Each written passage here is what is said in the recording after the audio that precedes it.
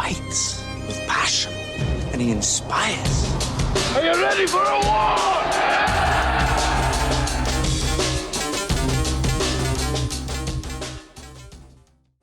All right, welcome back to From 8 Arbitration, and today we're going to have a doozy. We're going to have a good one. I've got a challenger, right? I got a challenger. The other day I woke up and I always check my phone first off, see what the weather's going to be like, and to see if I got any messages. And so I woke up and I had a message for me. And it was from an individual, and he said, I would definitely be willing to come on your podcast to debate our positions only if it's live with no edits. So I woke up to somebody clacking the bottles, calling the Warriors out. Y'all remember when I was talking about the Warriors clacking the bottles on me, wanting the Warriors to come out? So yeah, I definitely agreed to do that, right? Because I got somebody wanting a shot at the title. And anybody that wants a shot at the title, I'm going to give it to them. And because that's what I said I was going to do. And so it was Mr. Nicholas, and I apologize for this last name. I know I'm going to kill it. Nicholas Vafiades, business agent of Region 2. He sent that to me. And so, Nicholas Vafiades, I accept your challenge, my brother. And I look forward to it. Like I said, woke up to bottles being clacked, calling the Warriors out to play. We'll be there. I promise you that. We'll be there. That's one. I want all of them. I want every single one of them to send me that same message. That's just one. I need all of them to send me that same message. All right? Because we're going to give all of them a shot at the title. That's just the way it's going to be on From 8 Arbitration. I'm not going to sit on here every week and talk shit. And then when somebody send me something, say, no, I'm not. I want everybody to have a shot at this title. Okay? And so he's the first. I need the rest of them to fall in line. We'll have a good time of it anyway. I think David Mudd had said that he may come on here. That will be 2. I need the rest of them, right? That will be sometime in June. We talked a little bit after that. It was cordial. We talked a little bit after that, and then so it's going to have to be June. I got Mr. Noble coming on May 31st, and so we'll make this happen after that, and then I'm going to try to get Mudd to honor his word to come on here, and he can get some too, but I need the rest of them. I know there's a lot more that I was talking about last week. I need the rest of them to message me. Come on, step up. The people want to hear from you, right? So Mr. Nicholas Vafiades, and again, I apologize. I'm killing that last name, brother. But I accept your challenge, my man. We'll have a good time. A lot of stuff has been going on. I had a lot of screenshots, but there's one thing that's happening now on the workroom floor, and I'm going to address it today at length. I'm going to address it. I know that there are people, and I talk about this all the time, that they don't like me. They don't like the things that I stand for. They don't like my language, don't like my positions, and things like that. And that's all well and good. I mean, I have never in my life cared what anybody thought about me. That's just something I have never done. I don't know why. It bothers some people that are close to me that I don't care what people think, but that's just the way I am. I just don't care. I see things on social media all the time taking shots at me, and that's fine. I mean, that's people's rights to feel the way they feel. I will say this for anybody that's going to come on here. I will give you my position, okay? And this is how I feel about our president, if y'all don't know. But this is real talk. This is serious. Anybody who's going to come on here, I'm going to give you a head start because I'm going to give you my position right now on this president. I've been working for the post office since the late 80s. I came in as a rule carrier. Then I went over as a clerk. I was a janitor. 92 became a TE. And then in 94 was a PTF, and I believe I'm doing this right because my seniority date starts in 94, and then 96 became regular, and so it's been going ever since.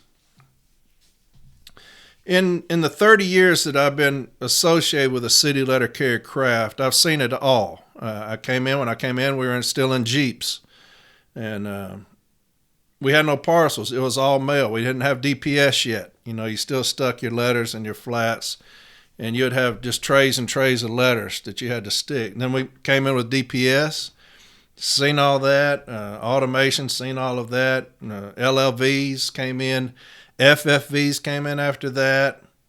All the changes that have happened on the workroom floor since the late 80s, I have seen them.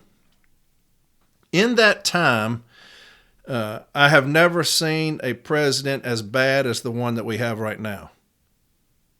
In my time here, I've never seen one as bad and incompetent, and that's the way I feel based off of the things that I see, I hear, and but to me, and when I talked last week about what do you look for in a president, if y'all remember, and I was talking about those things. And I'm not going to do this every week, but since I've got my first challenger, since I've got my first one wanting a shot at the title, I'm going to tell y'all how I feel before they even come on here. So that'll cut some time out.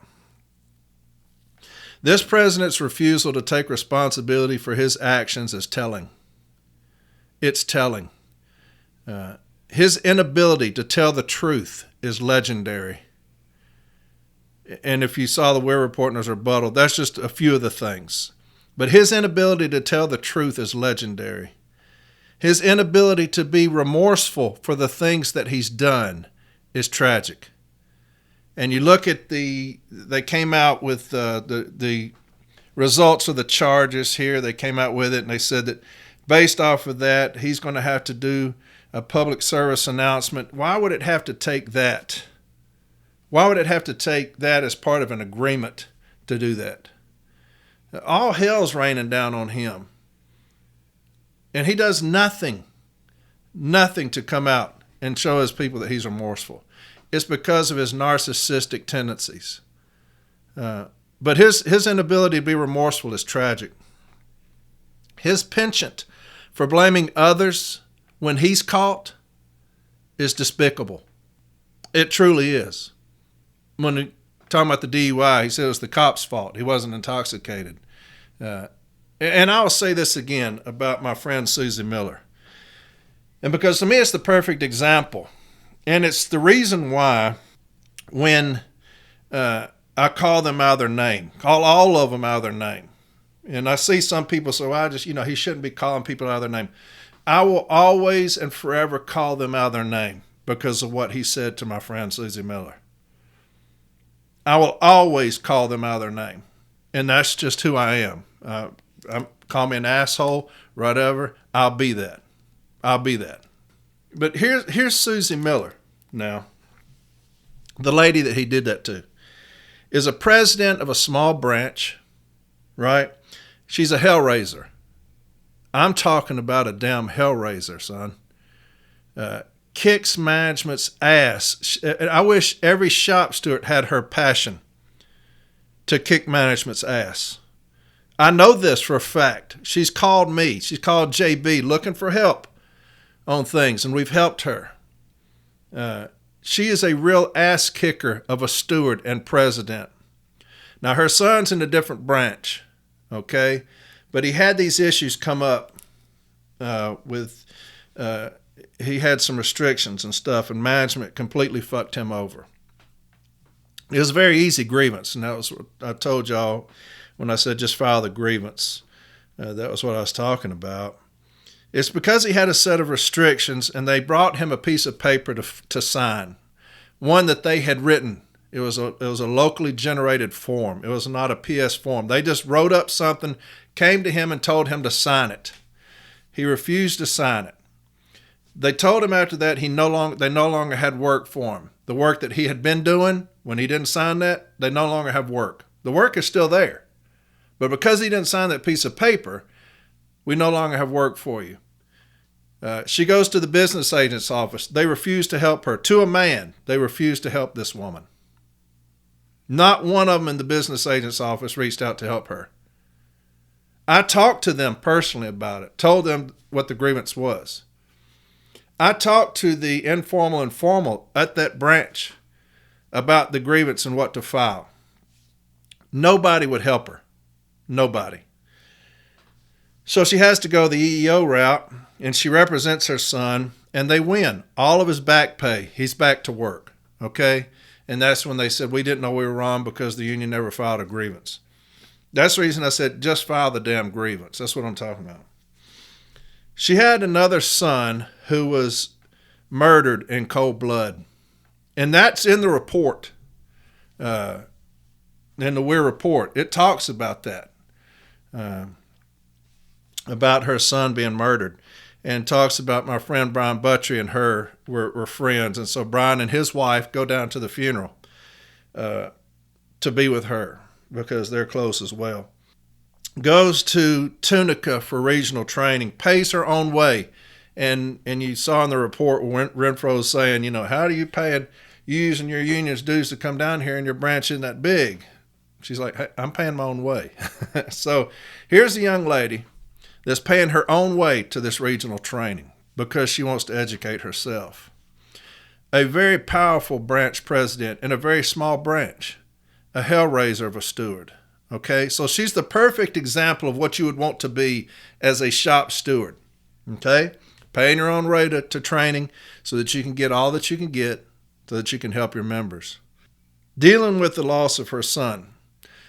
Dealing with the union turn their back on her when her other son is in dire need of help.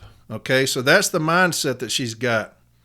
Then you have this president come down there that she doesn't know. She's heard of him, but they've not met.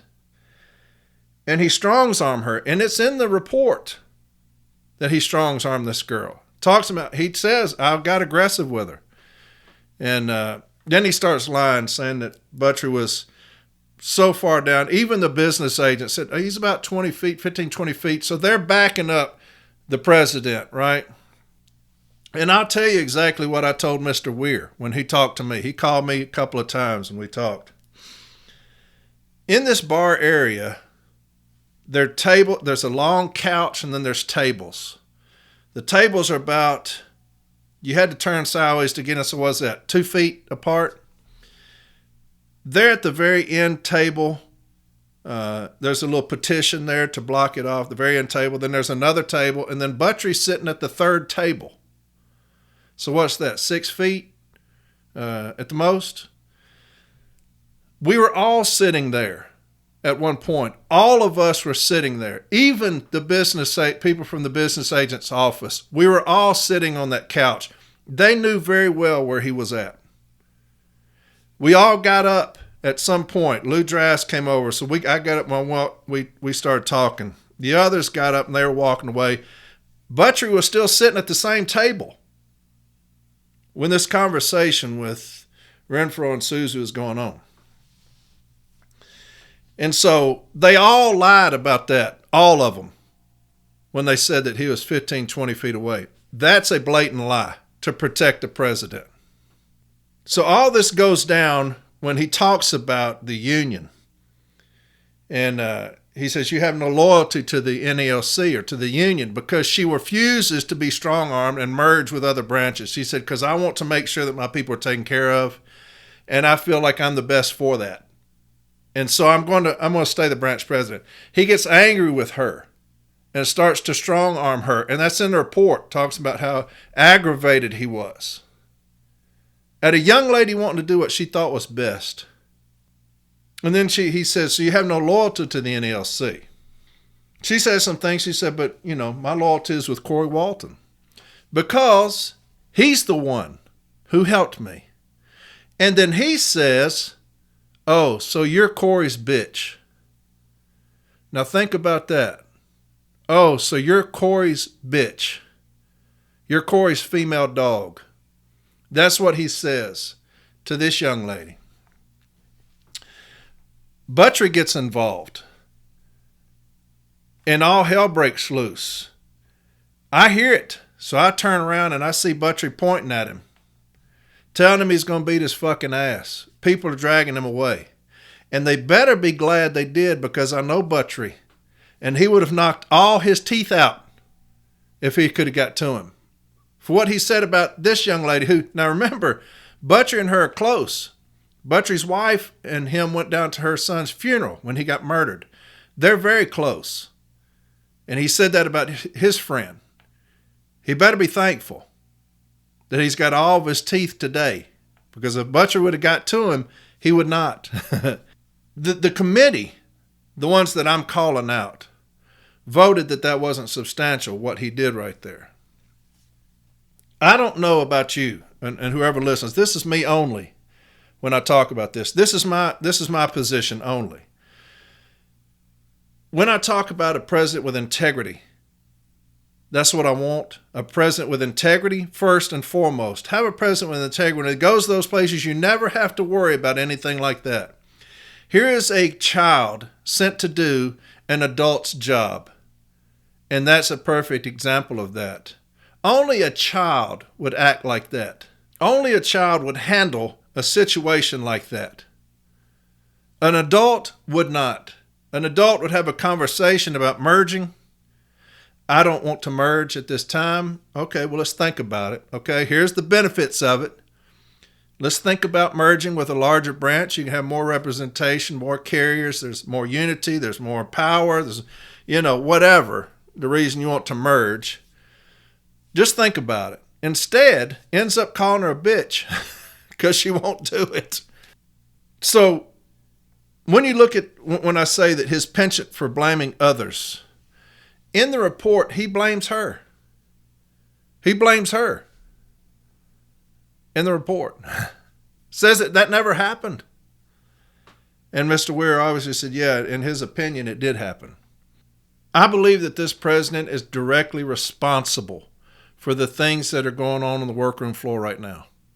I think that he's directly responsible. I think that you can lay all of this at his feet. That's how I feel. The hour office time, stationary events, these load times, these PM office times, the unload times, all of these things can be laid at his feet because of him signing those memos. You had this council, their vote, where the NBAs chose to protect him and not us. And I talked about all this last week, but like I said, I got my first one reaching out wanting a shot at the title. So I'm going to let y'all know my position today. And then whenever these people come on, we'll get at it. But the NBAs are paid by us to protect us, not him. And that's exactly what happened. Through all of this, they protected him, made sure that he was protected. They are our checks and balances. And when that fails, they fail us. All of that is the checks and balances of it all. These charges, looking at the charges. Most of them didn't even read the charges, from what I'm being told. They wanted to vote before they even read the charges because they'd already had their mind made up. So the checks and balances that we have in place failed us. The incompetence shown during that entire period of time was something that is on a biblical scale. The incompetence of all of that. I think the incompetence of our president is only matched by the incompetence of our executive vice president. That's a personal opinion of the things that I hear and see. I think that these are the most dire times in our union's history with the incompetence of our president and executive vice president. And this is my opinion, like I said. You look at the HIP training, how we dealt with that, how this was dealt with nationally. I told you that he should have gotten involved. When you talk about grievances being sent up, and you see some of these arbitrators' decisions saying that when management goes in there and they say, hey, we didn't know what we were doing, we accidentally put it in that way, and arbitrators are buying that. I think that our president should have gotten involved. But it shows you his cowardice because he didn't. They don't want to take it nationally, whatever. I think that's a huge failure, and they will try to explain it away at every rap session, COP, and all these things. They try to explain it away. I believe that that was a massive failure on their part. But the least you could have done was said, these things are going on nationally. We are dealing with the falsification of hip training nationally. And the president of this union is irate. And I've said that way back when. And put those in each case file so that when arbitrators see that, they don't think that it's just confined to this one small station with 6 carriers in it. This thing is going on in a massive scale nationally. I think that our president should have gotten involved with that. As a president, I would have gotten involved with that. And I would have written a very detailed statement saying, of all the stations that we took data on, it shows that 76% of the country's training had been falsified, and provided that data. And put that in each file going forward. If it was important to you that they falsified the hip training. I think that the director of safety and health, if he would have been let go and done what he could do, that could have been done as well. But you have the president's position that they're not going to get involved and let the carriers handle it themselves. Months and months and months ago, maybe years ago, when I first started, and I started seeing how things were going, I said that they have abandoned us on this workroom floor. We have been abandoned. Now, last week I told you the one place I want to be when shit's going down is with my people in light blue. That's where I want to be. But we have to rely on the business agents, unfortunately, to help us. Most of them have checked out. Most of them have. Unfortunately, we have to rely on them, and their incompetence is only matched by the presidents and executive vice presidents. How he dealt with Mr. Gates was tragic. How he dealt with that situation with the loss of our brother showed his incompetence on a grand scale. Especially how he dealt with those that were frustrated when he said that we wanted a pound of flesh. This guy can't get out of his own way. He can't get out of his own way. How he dealt with Mr. Gates is reprehensible. These memos should have gotten him fired. All the things that are happening to us right now is based off those memos. You look at the hour office time, the things that management's doing right now. The AVP's talking about these metrics, hour office times. They're cutting breaks to 5 minutes in some of these offices. Falsifying clock rings in some of these offices. Putting carriers on standby time in some of these offices. The bullying that's going on right now is unprecedented on these hour office times.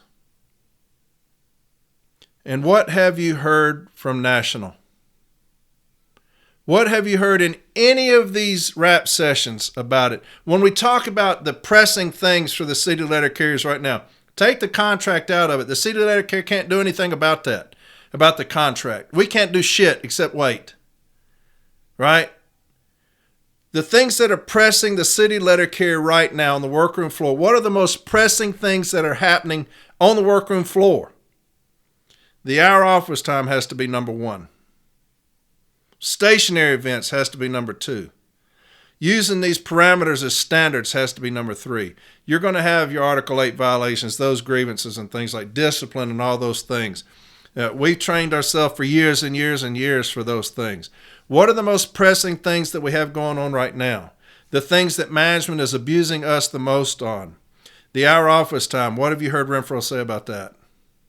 Now, this is the president of all of us, right? So you would think that he would have the voice of all of us about what's going on with all of us. How many times have you heard him say anything about the hour office time and what they're going to do to deal with it? Business agents. How many times have they talked about the hour office time? They sent out, I know that there are some that sent out some emails saying, hey, if y'all hear about the hour office time, blah, blah, blah. What have they done about the hour office time? When you do regional training, are they doing stuff based off the hour office time? It shows you how out of touch they are from us. when I talk about we've been abandoned. The hour office time is one of the most egregious things that they've ever done. It's because it's based off of nothing. It's not based on Doris or Pet. It's just something they pulled out of their ass. It's not based on anything. And I'll talk about what we've done here on From 8 Arbitration in just a second. Stationary events. When I talk about the Trojan horse, all of these things they're waiting on when they knew that these things are going to be put in the memos. I know that for a fact because I've been told that by numerous people in management. And when one of these guys retires, I'll tell you his name. But stationary events, the things that they're doing to us right now based off of stationary events. And I'm going to cover all this today. Okay, all these things are going to be covered here just today. How we're going to fight that, being as the union refuses to help us. What are we going to do as city letter carriers to fight this? And we're going to start this fight today. Okay, we're going to go on the offensive with these sorry bastards today. NELC be damned. Okay, because they're not going to do anything about it. I read you the letter where the guy sent it in talking about stationary events, and he said, I'm sorry that you're being inconvenienced. I'm going to talk about the inconvenience here in just a second and how we're going to beat it, okay? Stationary events are things that what they're doing to us on the street is unprecedented. This based off of these memos. These parameters that AVPs are saying are standards, all of these things are based off of these memos. And what have you heard the president say about any of that? In any of these rap sessions or COPs, it's because he's out of touch with the city letter carrier. It's because they have sent a child to do an adult's job. They're talking about these 7 minutes of unload time, 22 minutes load time, hour office time, stationary events. Any regional training dealing with those things? How to defeat those things? How to get them off of us? Are any of y'all's regional trainings dealing with that? Are they doing the same old shit that they do every single year just to get through it? The DRT is so fucked up right now, and he's responsible for that. He's responsible for the DRT backlogs. He's responsible for that.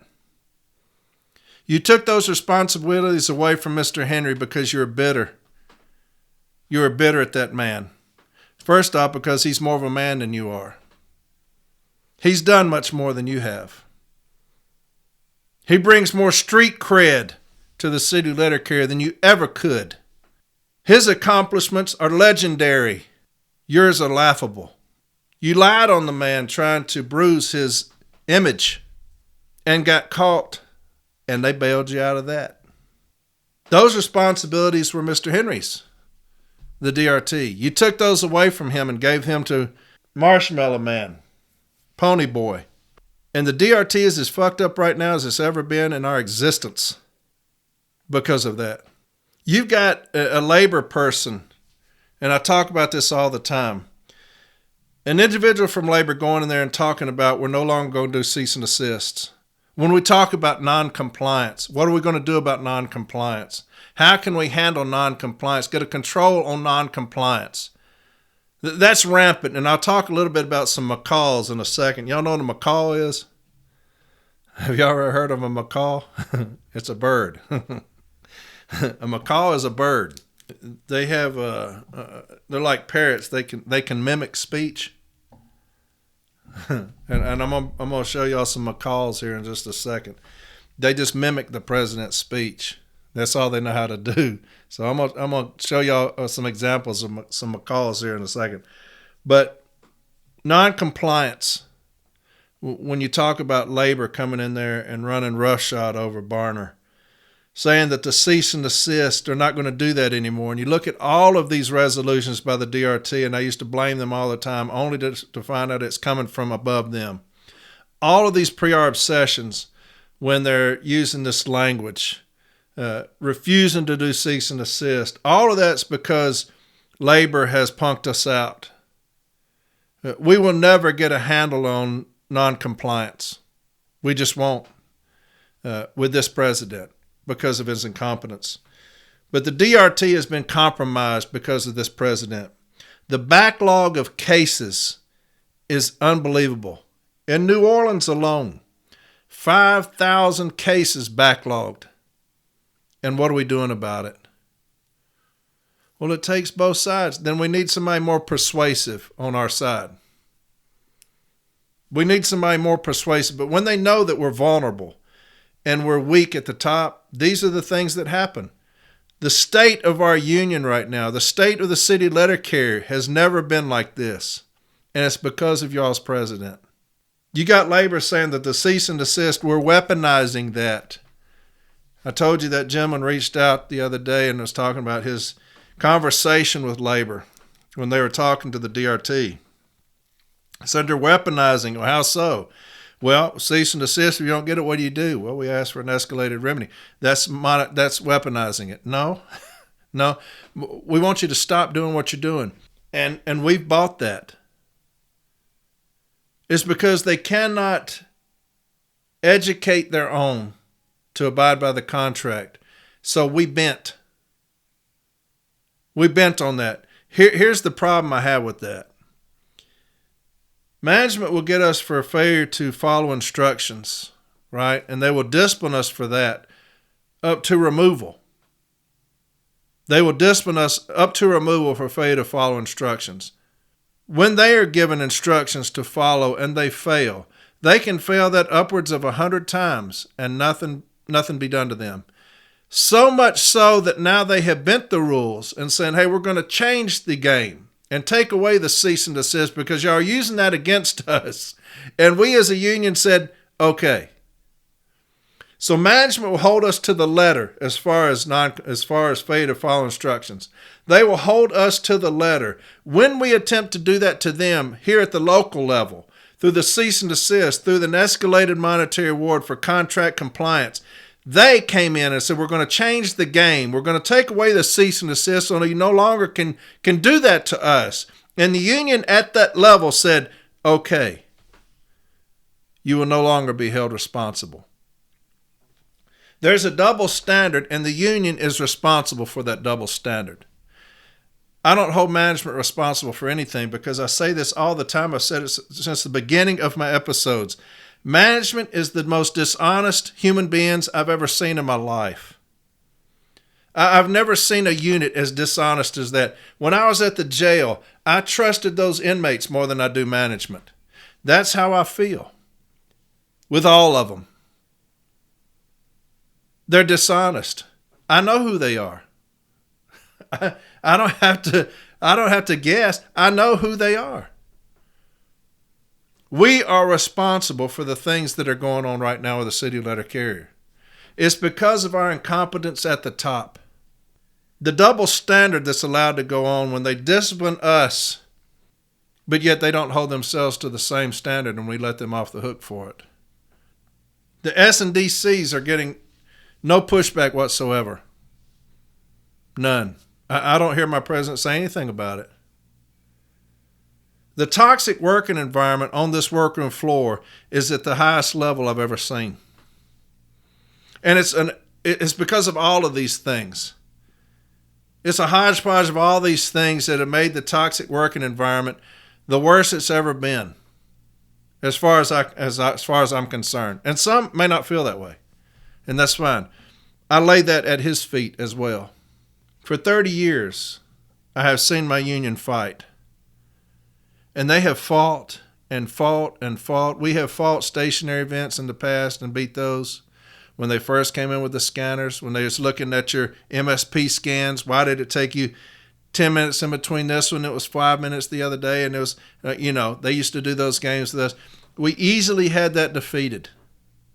We fought that here all the time until this president.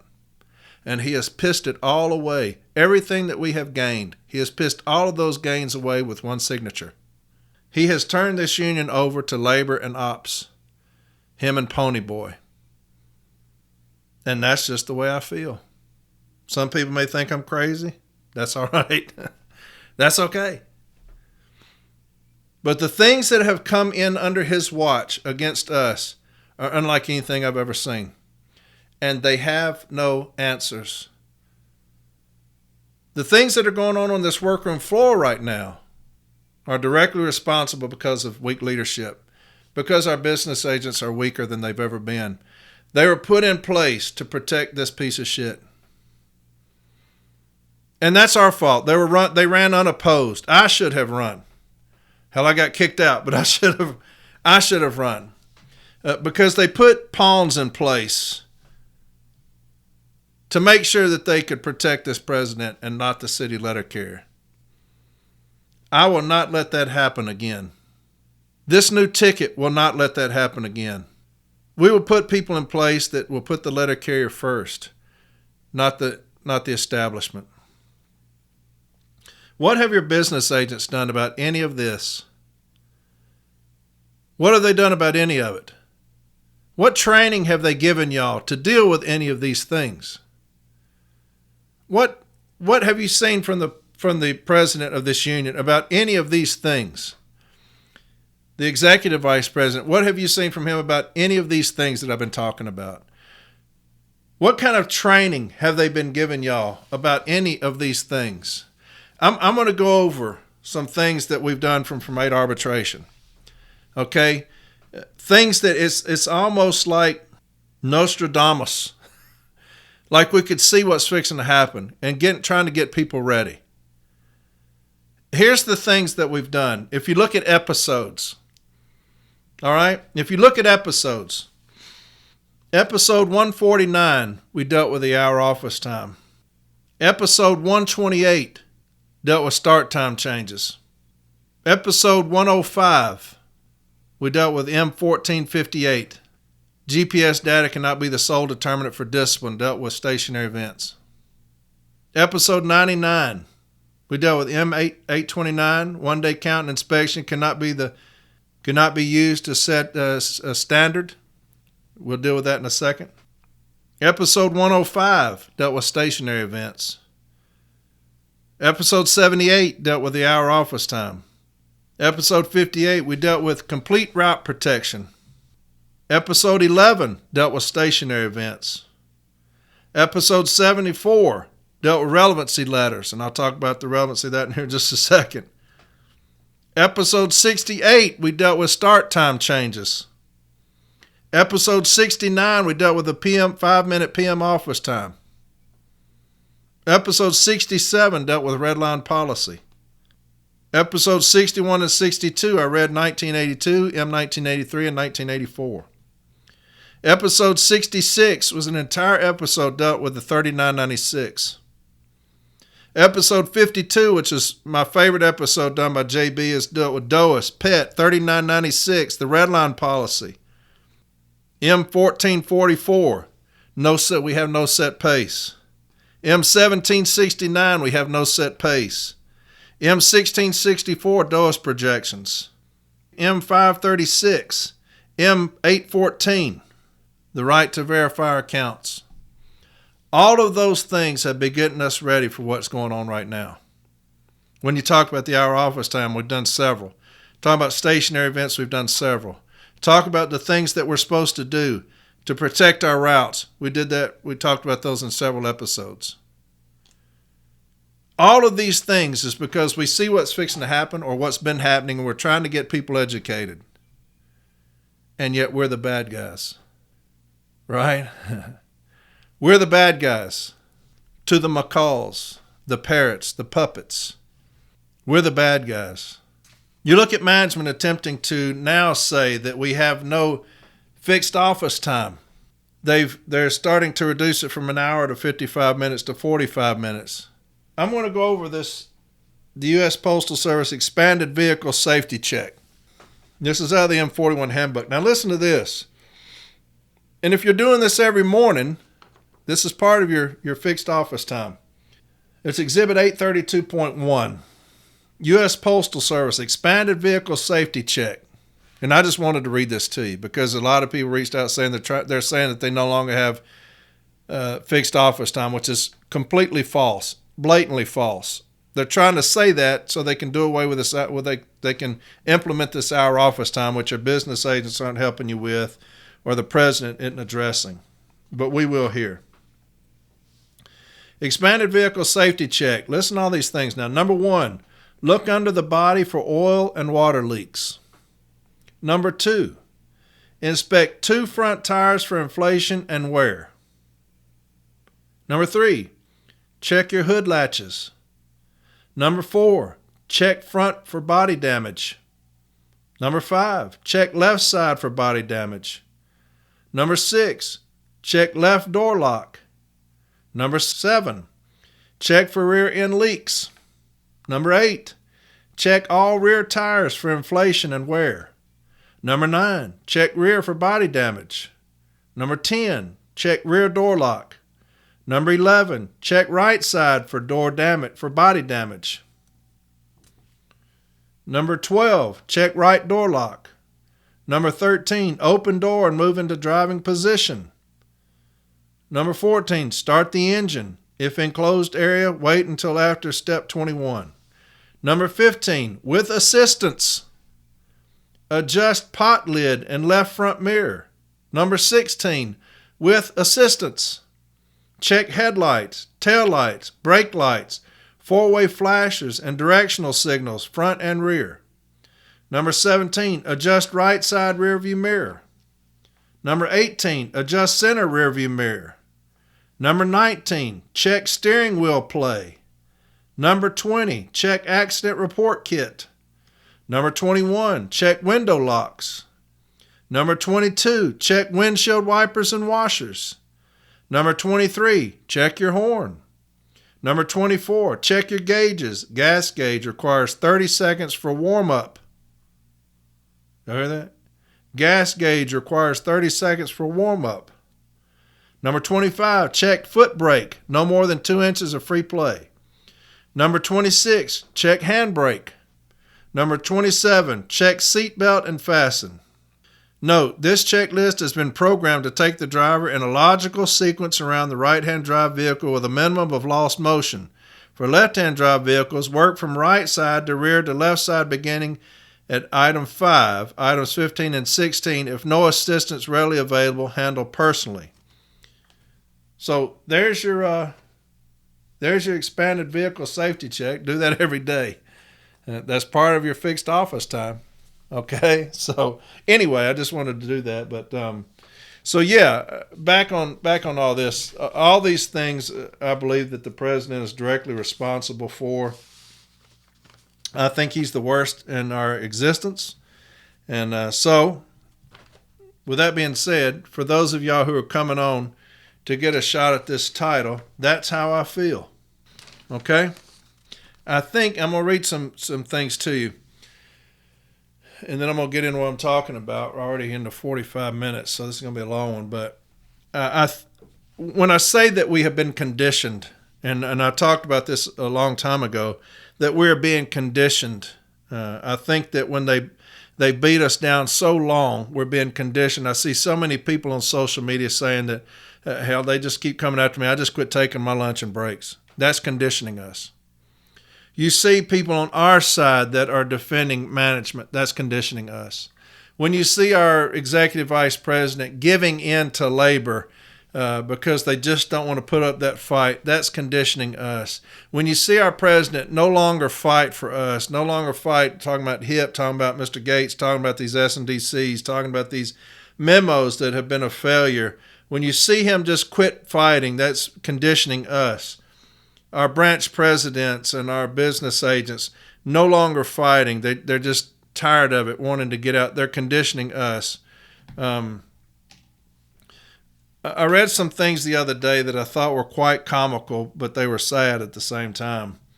It's people that have been conditioned. I call them the macaws, those birds. And I want to read it to you. I thought it was kind of funny because we are the bad guys here from 8 Arbitration. Those that are attempting to step up, we are the bad guys. And here was the post. This person said, frustration is an all-time high. Morale is at an all-time low. Grievances are not getting paid. Management is abusing us without any consequences. Why can't the national come and help us? Local 115. Just wondering what it's going to take to get help. So here's an individual that's saying, hey, frustration is an all-time high. Morale is an all-time low, and I agree with that from what I've seen. And our grievances are not getting paid. So obviously there's an issue with grievances. And if you go to these COPs, a lot of presidents, the one that I went to, a lot of these presidents, prominent presidents, got up and said, what are y'all doing about noncompliance? What are y'all going to do about these grievances not getting paid? And our president had no answer. Remember, he just said, we'll just talk to them. We'll talk here, y'all talk. And if those don't talk, if y'all's talks don't work, then send it to us and we'll talk to them, see if we can do something. Then y'all just send it back. We'll talk. There's no plan. There's no plan whatsoever to deal with noncompliance. And so this person say our grievances are not getting paid. Now that's one of the ultimate frustrations of a city letter carrier is if management's been told to pay me something from a grievance, that money is now mine. So you are now keeping my money, right? So if an arbitrator says you're going to give them back pay and a year later we're still dealing with that, that's my money that you have. If there's an Article 8 violation and management's told to pay it and they refuse to, and you're having to file a grievance, and they just don't care, that's my money that they're holding. It's no longer their money because it's been awarded to me. So that's my money. And so carriers get frustrated when management's holding their money. And so these grievance settlements, that's our money that they are holding. And so we get frustrated with that. Right? And so we're looking for some kind of relief from our union other than be told, keep filing grievances. Well, that's not working. That's not working because management doesn't care in some of these installations. And now somebody got up the other day and was like, well, that don't happen to my installation. They're scared of me. That's wonderful. That's fantastic. That's not the story for everybody. Everybody's union doesn't work the same way. Some places, management doesn't care, and they refuse to abide by any grievance settlements.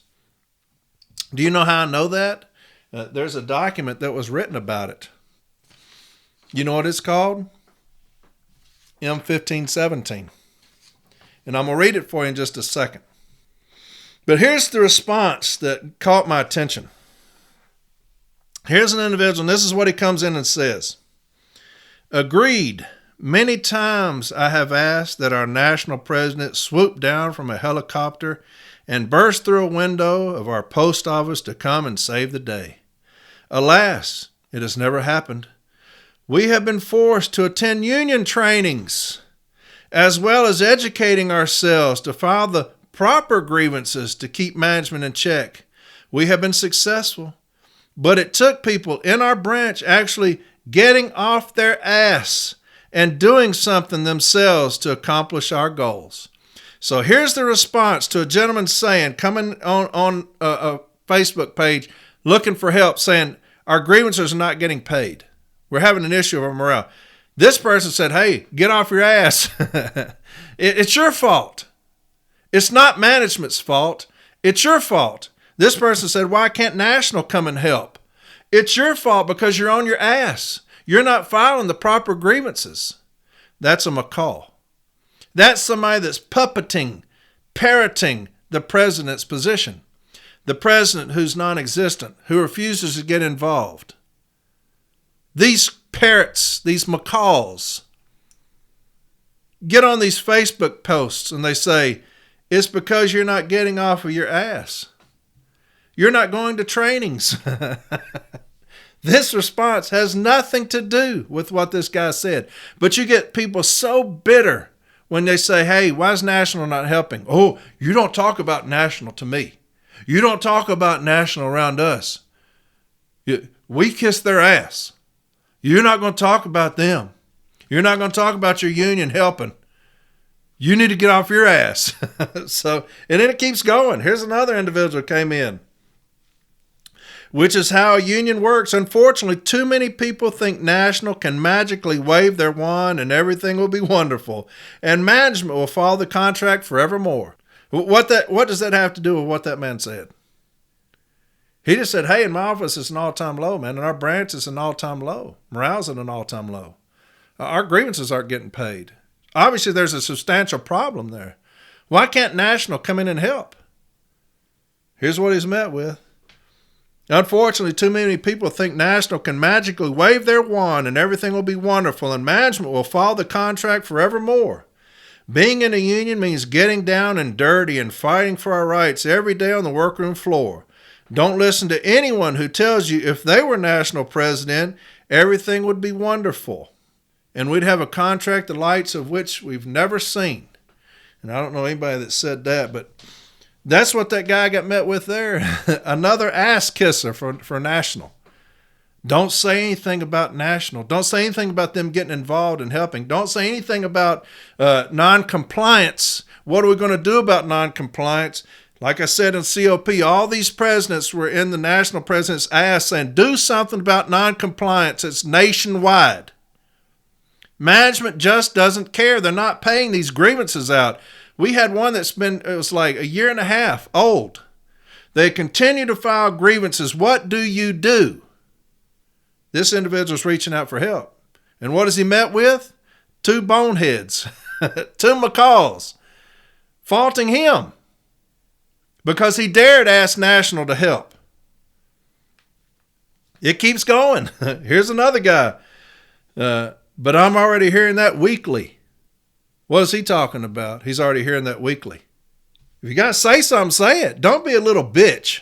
If you want to say something, say it. You know, where are you hearing it weekly at? I've never seen anything about a ticket we're putting together doing anything with the contract or the timeliness of the contract. So I know you're not talking about me, but if you got something to say, say it. Just say it. I'm going to say it. I say it here for everybody to hear. But this individual, I'm already hearing that weekly. Don't know what you're hearing. Listen to this now. Here's the coup de grace. Last one. Exactly.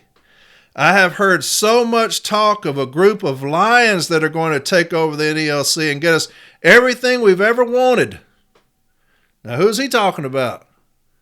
I talk about lions coming on here and tearing up some shit. Lions doing lion type shit. I don't think we've ever said anything on here about getting us everything we've ever wanted. I say we're going to fight.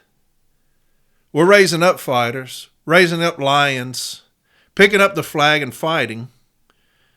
But do you see when you have these NALC ass kissers, these macaws? This dude's talking about non-compliance, and look at what it's turned into. Because you're talking about National. Because you're talking about those checks and balances, those that are responsible for that. You're talking about their boys up there at National. Don't talk about them. They're exalted to me. I worship them. Don't talk about National and them being responsible for anything. Everything's y'all's fault. Does that sound familiar? It's not my fault. It's y'all's fault. Does that sound familiar to y'all? I'm going to keep on going though. Talk about a group of lions that are going to take over the NLC and get us everything we've ever wanted. Their militant approach is going to have management so scared that they're going to agree to a new contract in just a few days. It's truly unbelievable. That's in quotation marks. I don't know where he got that from, because when you do quotation marks, that means that's been something that's an exact statement. And so I don't know why he's saying unbelievable. What they're going to accomplish for us. I'm going to say, I'm pretty good at this. I'm going to say you're talking about me. You didn't say it because you're too big of a bitch to say it. I'm going to say you're talking about me. Here's what I've promised. First off, I've not promised anything about the contract. I can't do that because I have no part in that. Here's what I promised to those bitches that were on that thread, that were alluding to certain things. First off, be a man about yourself and say what you want to say. Do that. Start there. Don't be bitches. Don't be Nationals bitches either, okay? But this is what I've promised. That the people that are going to be put on this ticket are going to be lions. And if you don't like that, don't vote for them. They're going to be men of integrity. If you don't like that, don't vote for them. They're going to be men with accomplishments under their belt. If you don't like that, don't vote for them. They're going to be those that put the city letter carrier first. If you don't like that, don't vote for them. They will love the city letter carrier because I know each one of them. If you don't like that, don't vote for them. It's that fucking simple. If you want to vote with the bitches on the other side, do that. That's your right. Okay? Don't misquote what I say. I've never said anything about the contract. I say that the contract's taking a long damn time. We had a guy that was AWOL for a certain period of time that probably has made this a little bit longer than it should have been. I've never promised anything that was going to be given through the contract. I can't do that. I know that labor does not want this new ticket coming in there. I do know that because they've got it made with the ticket they have now. We're chumming the water with the ticket we have now. They are abusing the ticket we have now. Look at the city letter carrier, the state we're in, and that will tell you exactly what they think of the ticket we have now. I'm telling you that fighters are coming in. If you don't like that, do not vote for them. It's that fucking simple. If it perturbs you that I get on here and say that lions are coming, don't vote for them. If it makes you angry that I get on here every week and say I'm sick and tired of how the city letter carrier is being treated, if that makes you angry, then vote for somebody else. If you're in this region and I tell you that I'm going to change things from how they are now, that we're going to be fighting everything that comes out, that I'm going to be educating everybody in this region, that I'm going to change the way the DRT and these pre-arb sessions are going, I'm going to make sure we're back in arbitration. If you don't like that, don't vote for me. It's really fucking simple. I want a ticket that fights for the city letter carrier again. And that pisses people off. Can you believe that? These little lackeys right there in that one pisses them off. That we would have somebody come up and say, I'm tired of how things are going. I'm tired of seeing my people mistreated. These lackeys, they don't like that. Guess what? Guess what? The lions are coming. Like it. Don't like it, believe it, don't believe it. I don't give a fuck. The lions are fucking coming. It's happening. The CLC is putting together a ticket of lions. I'm not going to come on here every week and say that shit.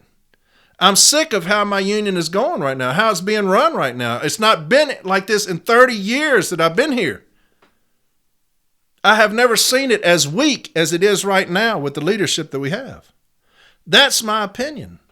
Like it, don't like it. Whatever. But the lions are coming, baby. Whether you like it or not, whether you want me to keep saying it or not. But I'm going to make a promise. Every week from here until the election, I'm going to say the lions are coming just for you.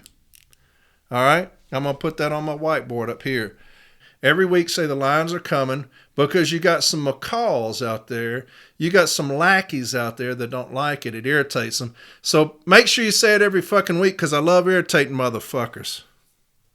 So take that. Write that next week. But call, if you want to say something, say it though. Don't just be like that. Just run around, touch around it and shit. Come on, be a man. Say it. Say what you want to say.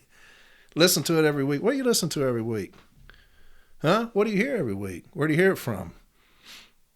Who's saying this about the lions you're talking about? Come on now. Be men. All three of y'all together don't make a good man, though, so. And I don't know a damn one of you. All right. So. I love just chapping a motherfucker's ass, you know what? I do. Okay. I want to read this to you. It's a long string of stuff I want to read to you. And then I got a couple of other things that I want to read to you and then address it, all right? Because this is the state we're in with these stationary events. And this is a long thing. It's going to take me a little bit, but I want to address it, okay? And I saw this today, and now listen to these responses. This is on a Facebook page where management's involved, carriers are involved, and listen to these responses. And this is where we have failed our members as far as educating them, okay, with these stationary events. I know what our president says about it. He means nothing to me anymore. His opinion means nothing to me because he doesn't know how to fight anything, okay? He's abandoned us. He's out of the equation. I no longer look for him to say anything relevant about this.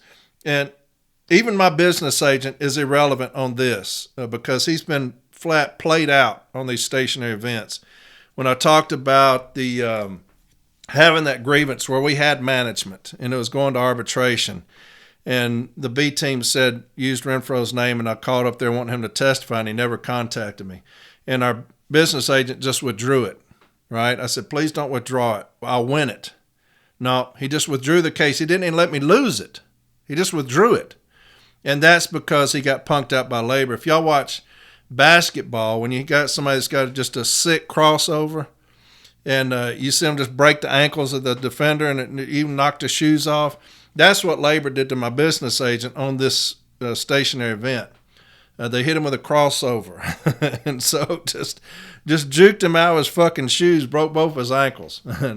And because they're talking about the Nolan decision, and they bought this hook, line, and I don't think they bought it. I think they used that trying to sell us on it. They weren't going to send these forward because they knew what was coming with these memos. JB played our business agent, unlike anything you've ever seen, played his ass because he sent a grievance up, same thing. And they're like, don't send these up here. Send some that have discipline. Then we can attack the stationary events. And he's like, okay. So he calls me. He's like, hey, now you're talking about these stationary events. You said you withdrew this other one that I did because I didn't have discipline with it. Yeah, if you send up one with discipline, then we can attack the stationary events and get what you want with that. JB said, okay, good, because I got one coming up to you. And so he played his ass. They didn't do that one either.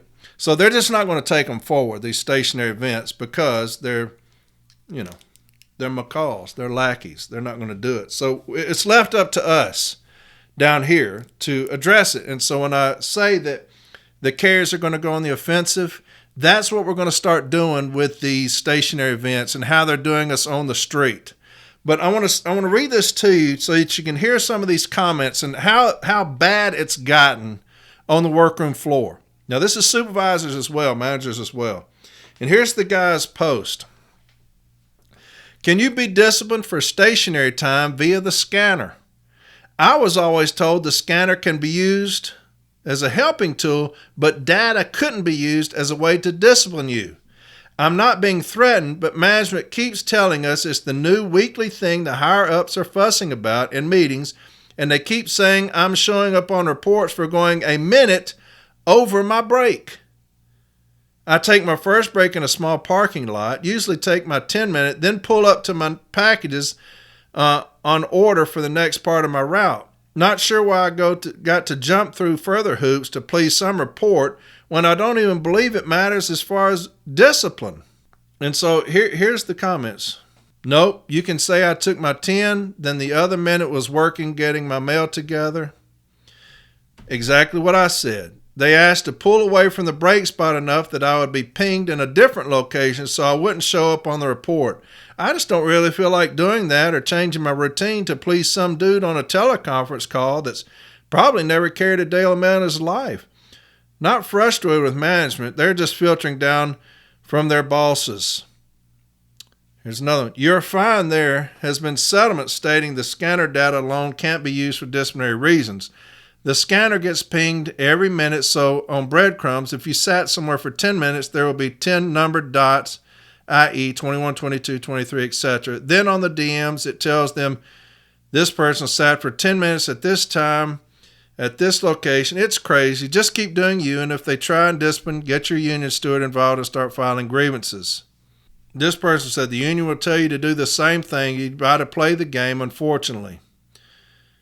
This person, I personally believe scanning has gotten out of control, but just do as instructed. Management is right to manage, and like it or not, doing so beats failure to follow discipline, which you'd lose in a grievance.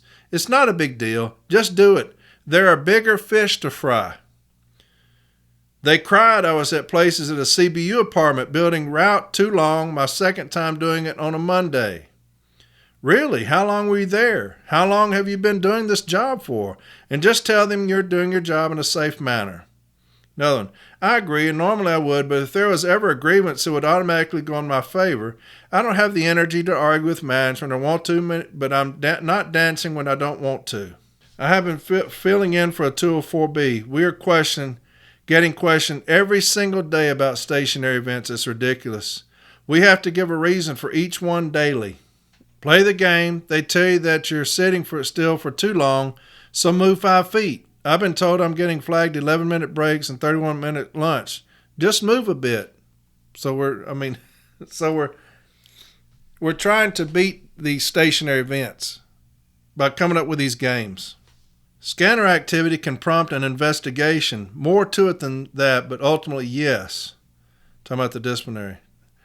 An investigation into stationary time would be a street observation. I'm okay with that. I was curious if the actual scanner data could warrant discipline. Clearly it can't. It's a waste of time. What was the stationary time for? It was for a 10-minute break. I keep showing up on the report for taking 11 and 12 minutes. I even timed it with a stopwatch on my phone and pulled up to rearrange my packages. It still shows up. Oh yes, that's petty, but like I said, there's now a national instruction to us to address all stationary events and extension of breaks and lunches. So we have to find out what's happening, and depending on the results of the investigation, a carrier could receive corrective action if it's needed. And then the other report's showing you expanded time based on volume, $39.99. Sometimes another supervisor from another office will spy on you and time your break. It is all used if you're the 1 in 10 problem employees that steal time. Damn. Take your 10-minute break at least an hour prior to or after your lunch break. And then you had all kind of people trying to justify why they took 12-minute breaks and all these things here. So that entire thread is like 140 comments of people saying, just do this, just do that. You know, when they ask you about this 12 minutes, just say, well, I was doing this, I was doing it. Listen. Let me read this first, and then we'll get into all that. Here's somebody said, management's meeting carriers out on the street with tape measures, measuring how much DPS they have left, taking pictures of carriers while they're working, and asking investigating questions. Anyone else experiencing this? I'm going to read this again, and then I'm going to get into what I was going to talk about.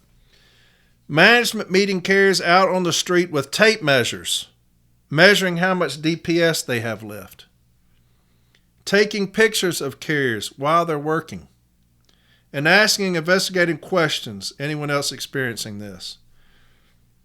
Here's another one.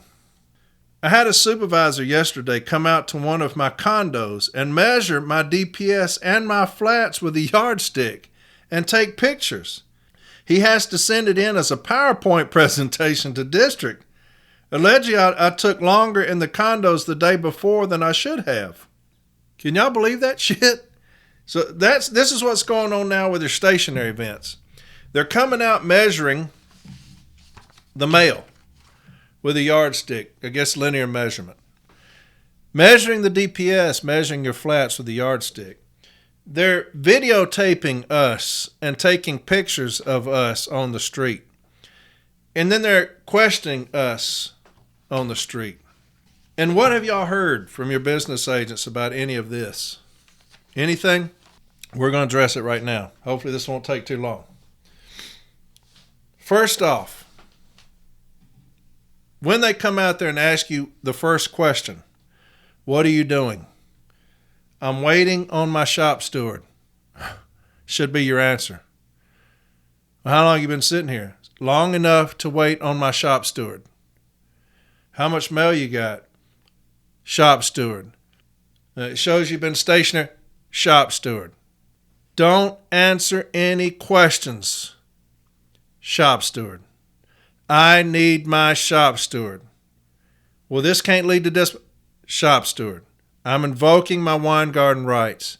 I need a shop steward present before I answer the first question. Okay?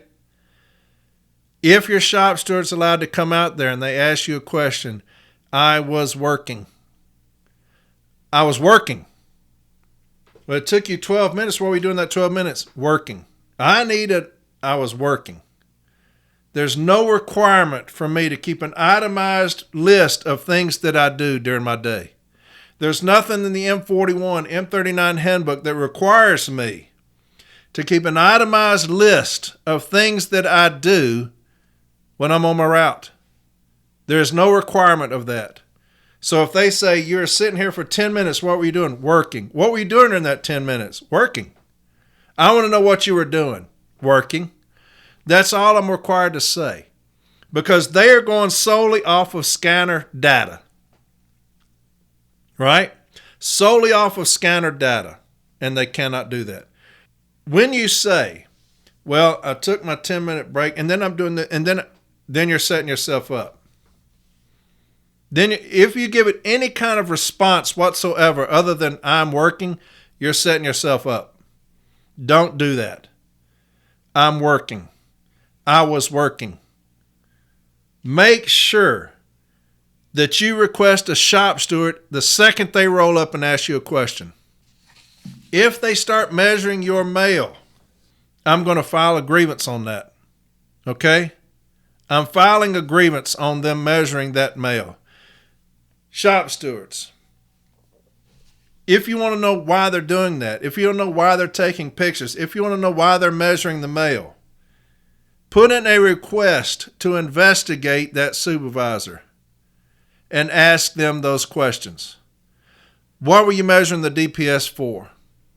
Well, we have to measure that to tell them that these are the things that, this is the mail volume that they had the day prior and they're taking longer. What they're attempting to do is give us a street standard when they're doing that. When they say, well, it said I took longer yesterday with this same amount of volume than it is today. They are attempting to give us a street standard. We have no street standard. Right? And so when they come out there and they start doing that, they're attempting to give us a street standard. M1444. M1769, write those down. This will be part of your grievance. M1444, M1769, we have no set pace at which we must walk. We have no set standard. There's no set street standard. Okay? So this is what they're attempting to do when they say, you had this same amount of volume yesterday and you're taking longer today. We're measuring it. Ask them why they're measuring the mail. If you're going to say, I need to investigate the supervisor for a possible grievance on Section 115.4 of the M39 handbook and a violation of 134 of the M39 handbook about street supervision, okay, street management, failing to maintain mutual respect atmosphere. That will get you an investigation with the supervisor, okay? Ask them why they're measuring the mail and what that's for. Ask them why they're measuring the DPS, what that's for. The flats, why are you measuring those? We'll say that that's a violation of M00005. M00005. Okay? And what that states is, on January 7th, 1977, we met with Mr. Almeida to discuss the above cashing grievance, that the fourth step of our contractual grievance procedure. The matters presented, as well as the applicable contractual provisions, have been reviewed and given careful consideration. The grievance mail was not counted to determine their efficiency in this instance. Data from the counts were not, nor will they be used as a basis for disciplinary action. Consequently, the grievance case is considered to be closed. Note, management counted the carrier's mail in the case after he requested assistance. This decision reaffirms the union's position that such counts may not be used to determine efficiency or for discipline. And we'll file that under that section, that they went out there and they counted this mail after. They didn't give us a day's notice. They counted this mail on the street. Why are you putting your ruler in there? We're counting this mail. As soon as they say that, say it's a violation of that M document, Vehicle Article 19, okay? As soon as you question them and you say, why did you measure the mail? Well, we had to count that. Why did you measure the flats? We had to count that. That's a violation of this right here. All right? We've got to go on the offensive with these fuckers coming out there and fuck with our carriers like that. Make sure you put in a request to interview the supervisor.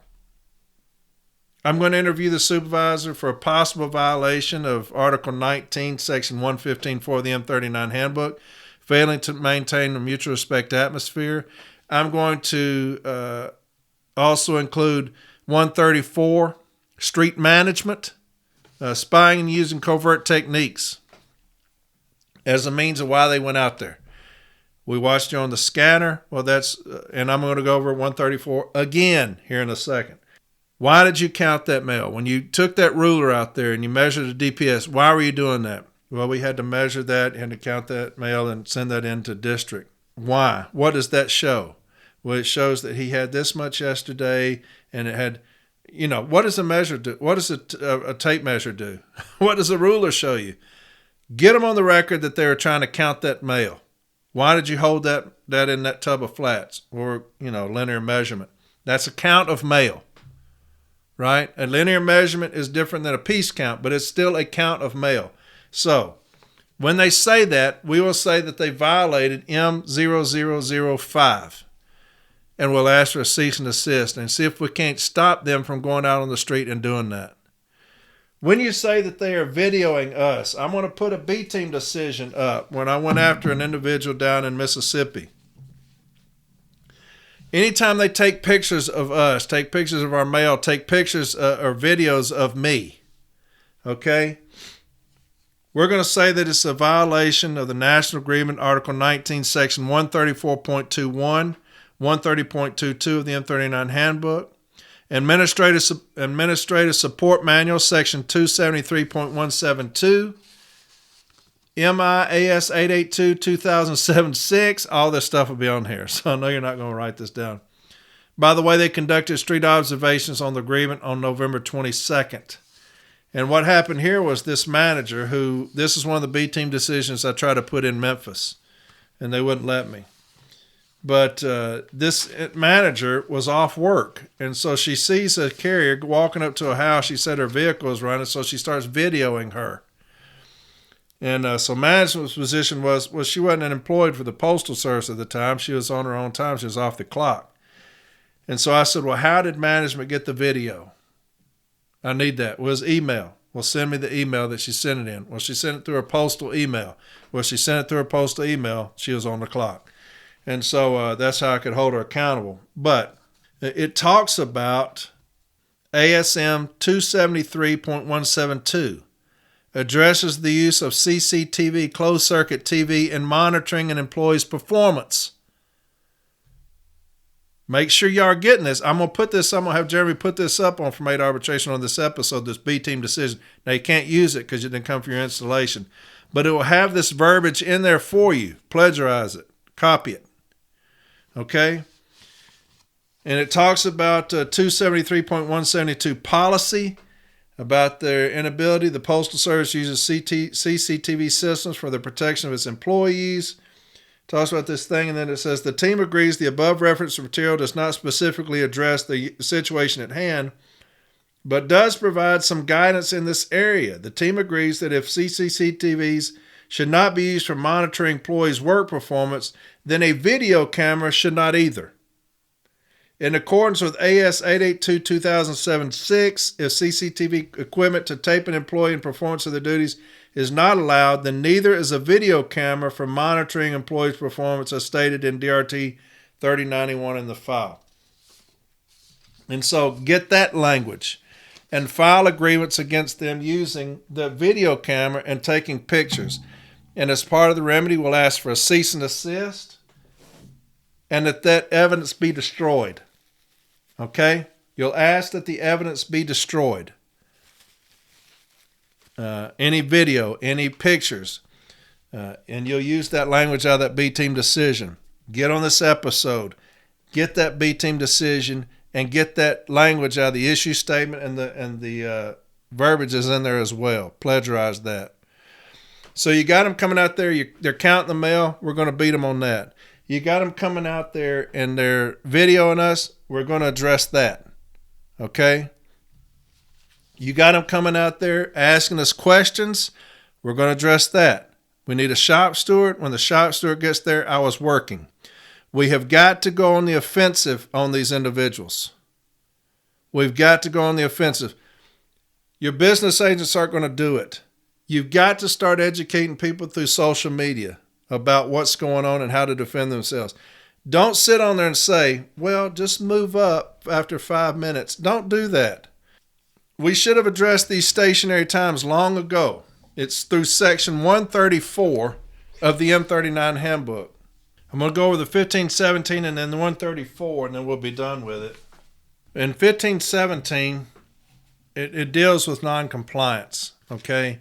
And these people, these puppets, these macaws that are on that thing talking about, the president can swoop in through the window and save the day and all this stuff because they're ass kissers. But here's 1517 when this guy says, why is National not doing anything?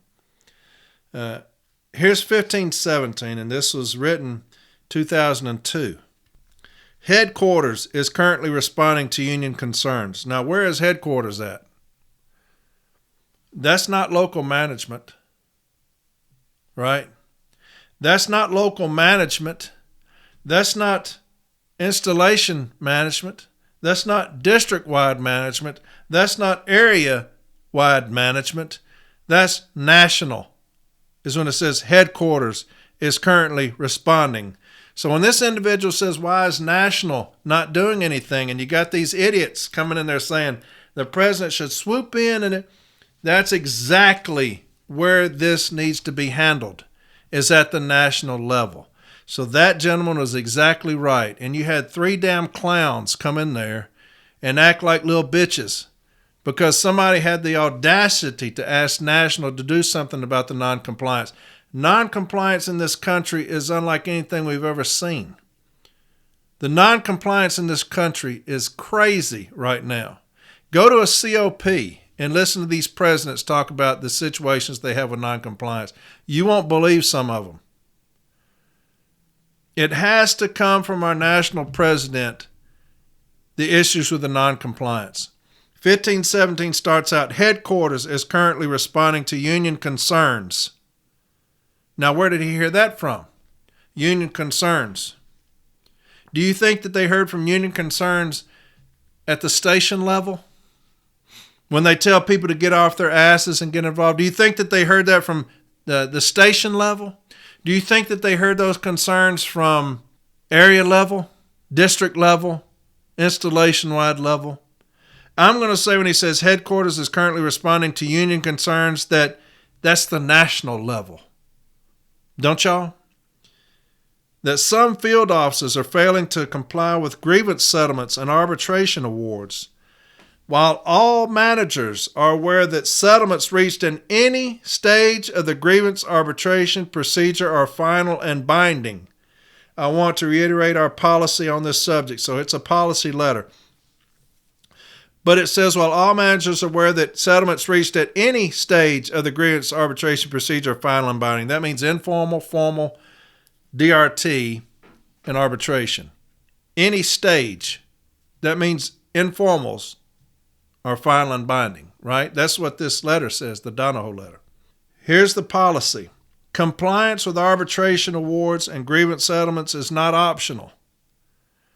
No manager or supervisor has the authority to ignore or override an arbitrator's award or a signed grievance settlement. Are informal A's settlements, are those signed grievance settlements? Yes. Formal A's? Yes. So this incorporates those, right? Steps to comply with arbitration awards and grievance settlements should be taken in a timely manner to avoid the perception of noncompliance, and those steps should be documented. And I would ask for those steps, the documentation on those steps. And this is the manager of human resources, Patrick Donahoe. And so, yes, sir, you're right when you challenge national. What are you doing about these noncompliance issues? That's a letter, 1517, from headquarters talking about the union at the national level, is what they'll be talking about. So you are correct, sir. 1517 is a perfect example of why you're correct. Those things are handled from the national level. We're not getting any help down here with this non-compliance. Matter of fact, unfortunately, NALC is helping them with the verbiage being taken out of these pre-arb sessions and our DRT decisions, the cease and desist, the one thing that helps us. But anyway, I was getting back to that because I forgot it. Street management. Objectives. Street management is a natural extension of office management. Now, what does that mean? And I've said this before. That means they are not one and the same.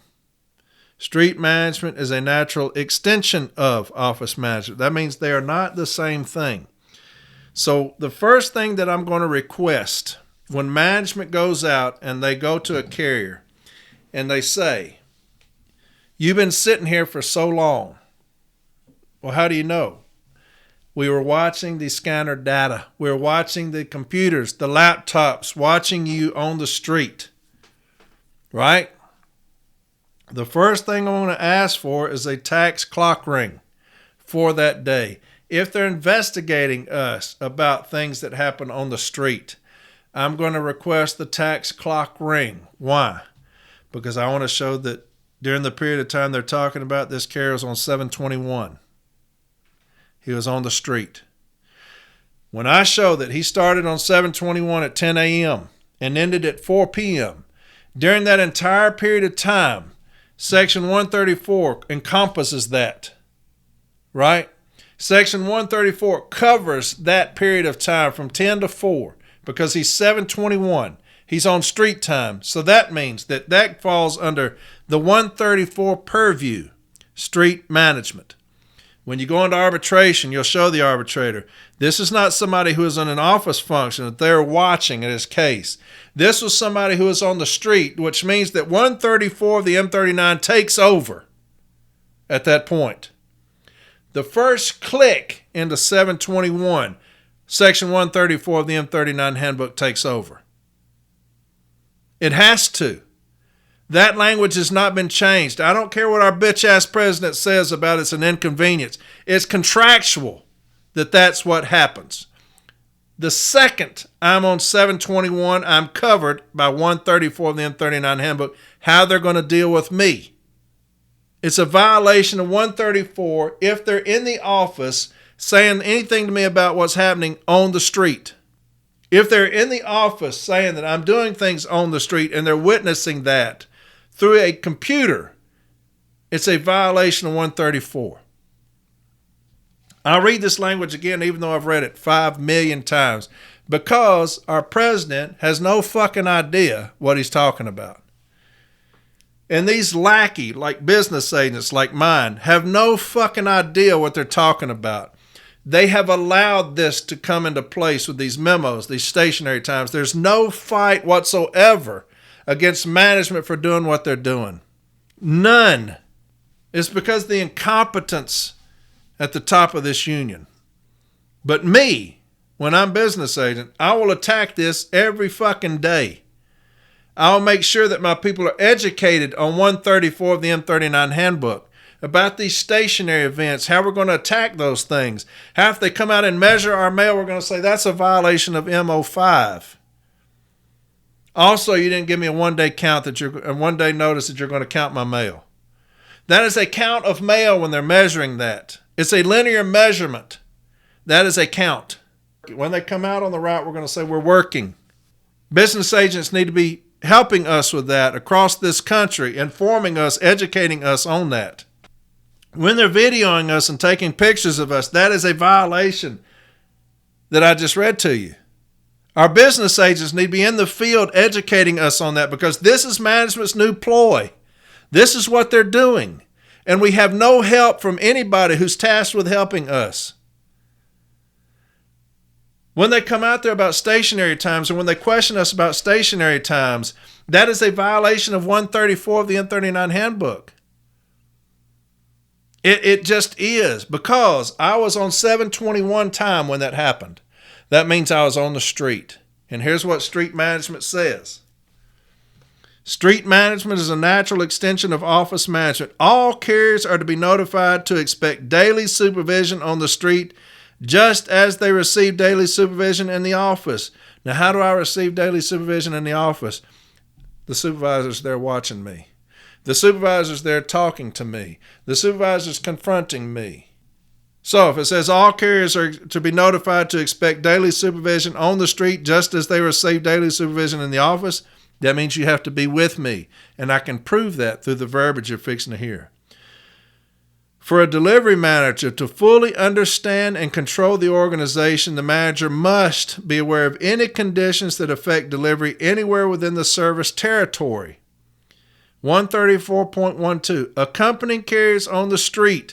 And I've said this a million times. Accompanying carriers on the street. And this is where my business agent got his ass played by labor with a Nolan decision. Accompanying carriers on the street means you have to be with me. It is considered an essential responsibility of management and one of the manager's most important duties. So they're in violation of that if they're questioning me about something that happened on the street, because you didn't accompany me on the street. You sat your lazy ass in a chair and watched me on the street. Managers should act promptly to correct improper conditions. A positive attitude must be maintained by the manager at all times. 134.13, conservation of energy is most important, and street supervision must also be directed to achieve this objective. Supervisors must not permit unauthorized deviations from the route, engine idling for excessive periods, wasteful driving habits, and unauthorized or excessive vehicle stops and moves on park and loop routes. 134.2, techniques. 134.21, the manager must maintain an objective attitude in conducting street supervision and discharge this duty in an open and above-board manner. 134.22, the manager is not to spy or use other covert techniques. Any employee infractions are to be handled in accordance with the section in the current national agreement that deal with these problems. So, the manager is not to spy or use other covert techniques. I don't know how our union is so baffled by that language. I don't know how my business agent got his ankles broken by labor with that language right there. I don't know how our president of this union can't understand that language right there. It's not an inconvenience when they're spying on me about stationary events. It's not an inconvenience. It's a violation of 134.22. It's not an inconvenience. It's a violation. And the M39, as written, still stands. They've not amended this at all.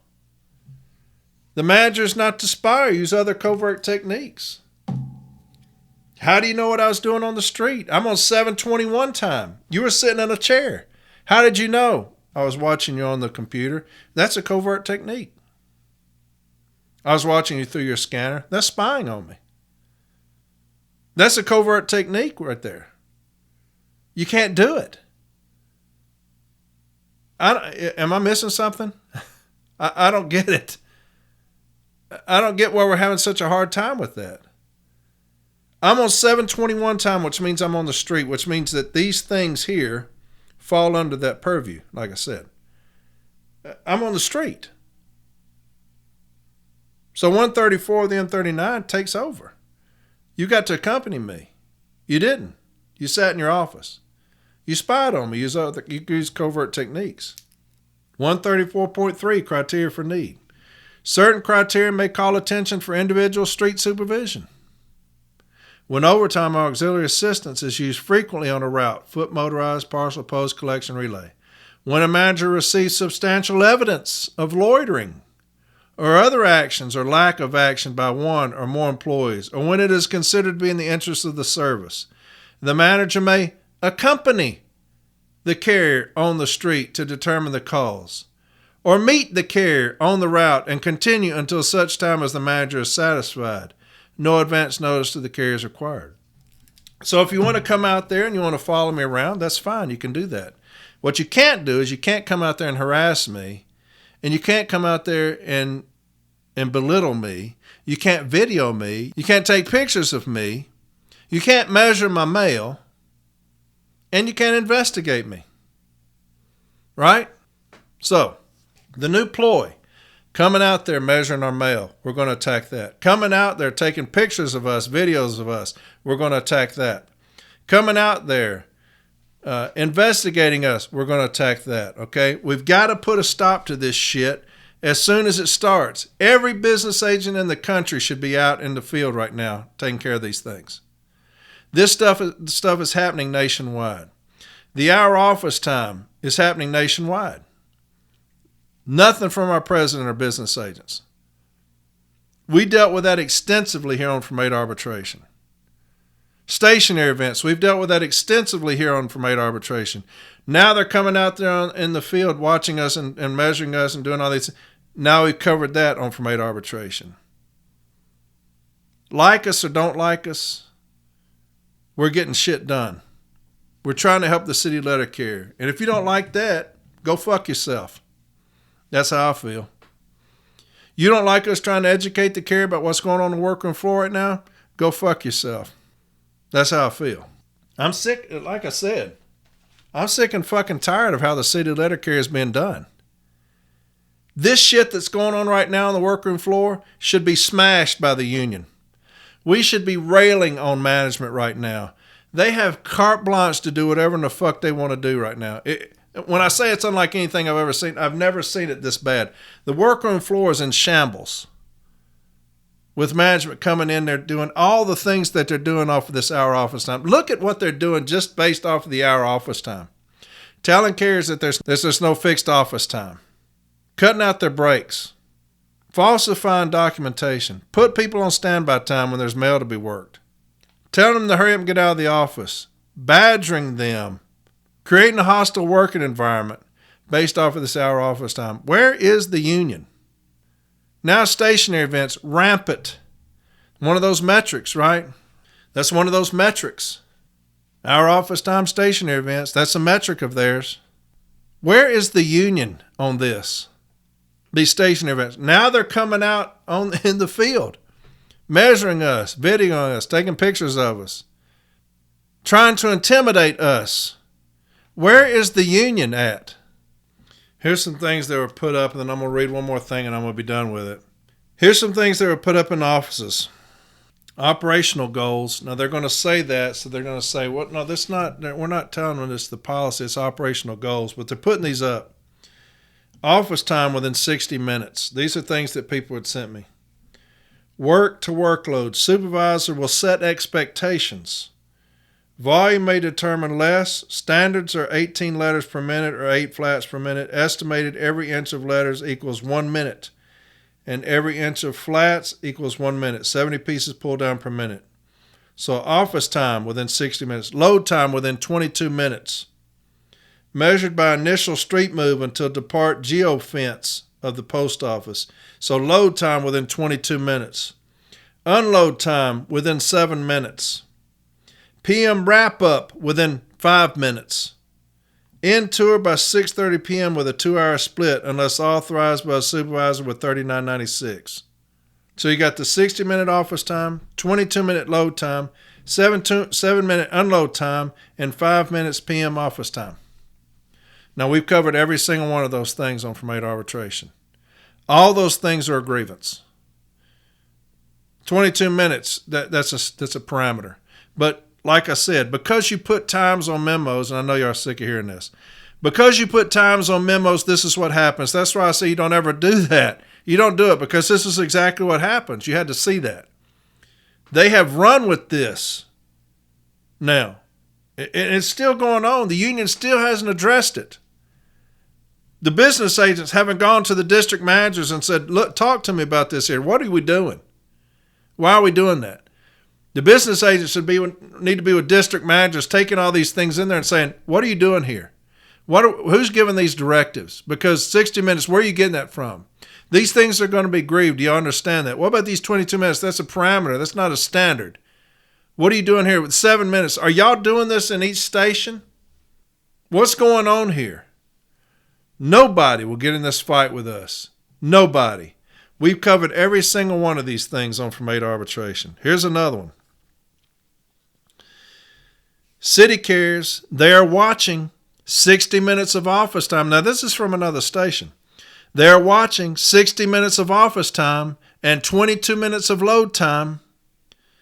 We are the worst city delivery office in this state for the last week.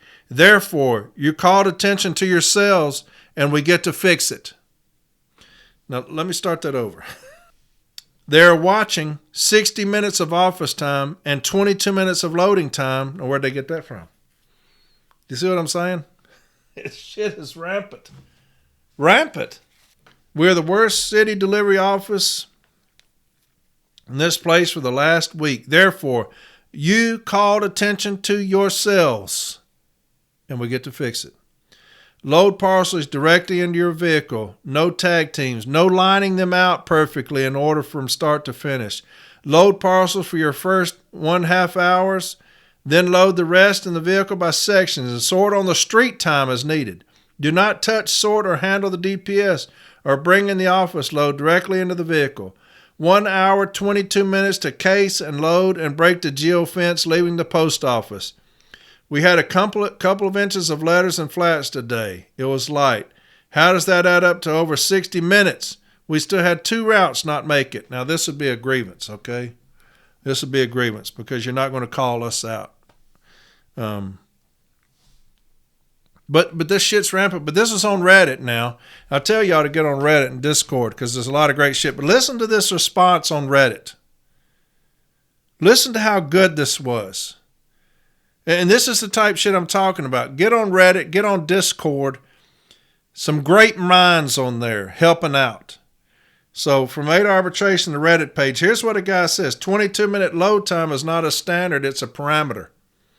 From M1983, and only relevant when evaluating routes under TRAP. The same memo specifically states that the parameters are not delivery standards. And why is it being referenced outside of a route adjustment? The TRAP memos are clearly being misused here. This is a contractual grievance. No one needs to be disciplined first in order to file. Listen to this guy. This guy is his Reddit name, so I don't know who it is, but this is contractual grievance. No one needs to be disciplined first in order to file. M41 322.31. Load parcels directly into the vehicle from hamper or sacks. Normally separate the parcels in delivery sequence.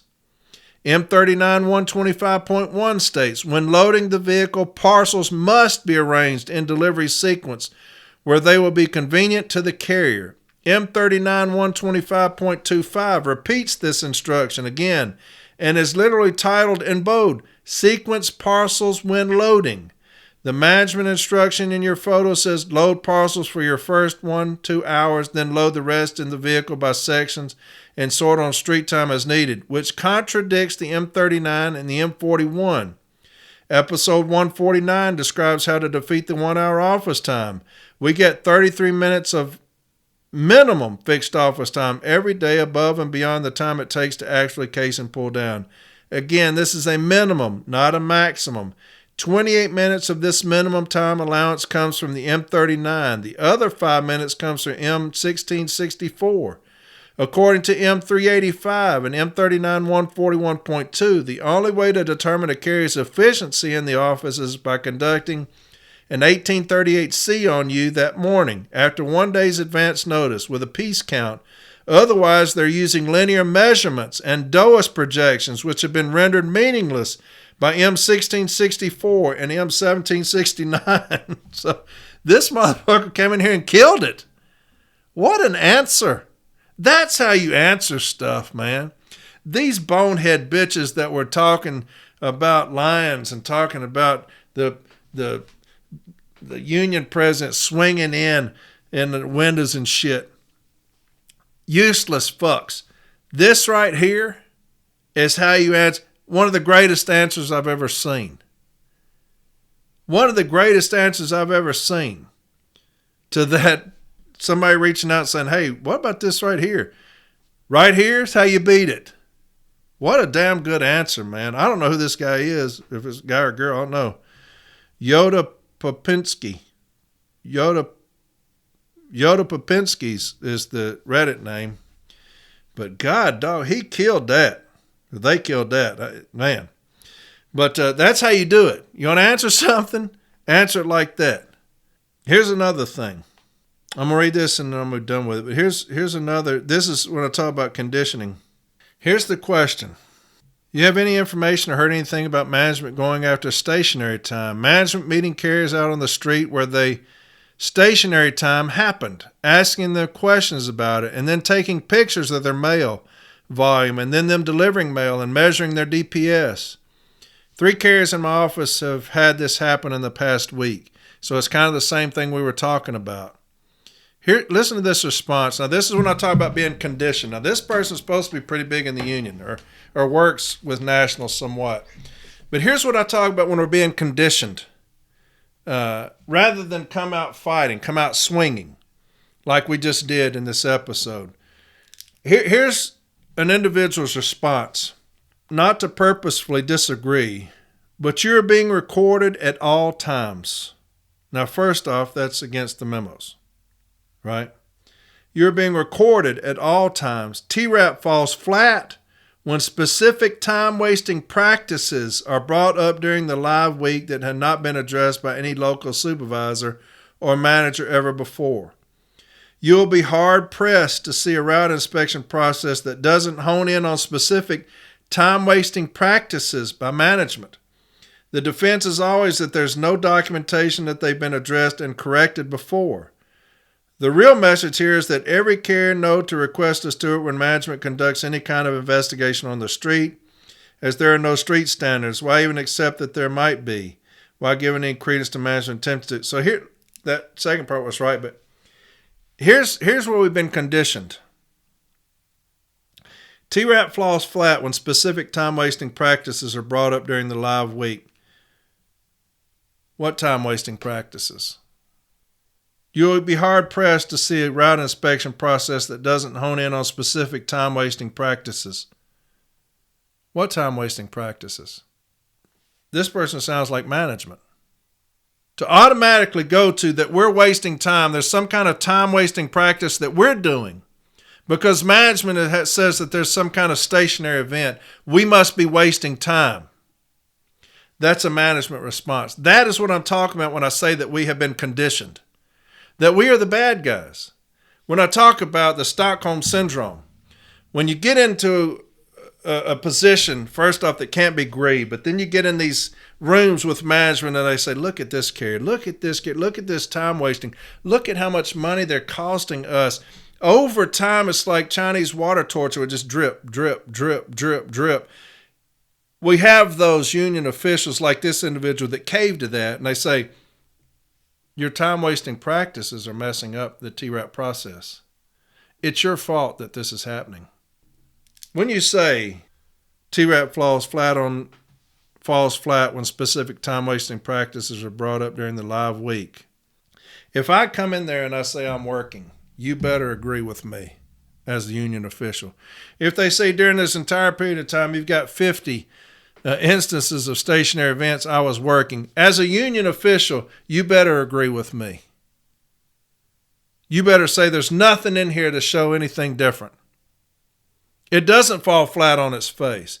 Management has a requirement under 134 to go out there if they see any kind of evidence of loitering or anything. They're required to do that. And if they don't, then what happens is what is shown must stay.